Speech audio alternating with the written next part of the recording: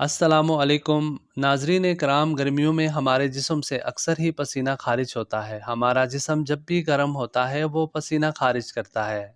हमारा आज का टॉपिक ख़वातीन के मखसूस अज़्ज़ा के पसीने के हवाले से है। ख़वातीन के मखसूस अज़्ज़ा से जब पसीना खारिज होता है तो उसकी स्मेल कैसी होती है? नाजरीन इकराम, तमाम जिल्द पर पसीना पैदा करने वाले गदुत मौजूद होते हैं। जब गर्मी लगती है तो पसीना ज़्यादा आता है। पसीने में पानी और नमकियात होते हैं और कोई चीज़ नहीं होती।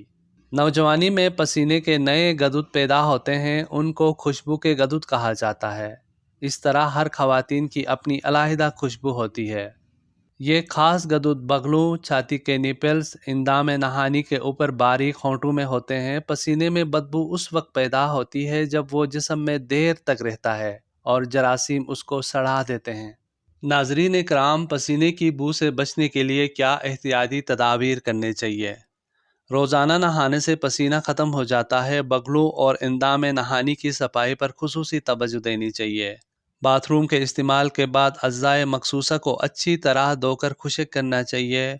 फ्रिज में से कुछ सफ़ेद रतूबतें निकलती है जिसके ज़रिए से फ्रिज साफ रहती है। ये रतूबतें फितरी है।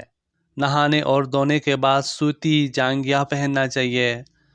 माहवारी के दौरान पेट को बार बार बदलना चाहिए ताकि बदबू ना पड़ जाए।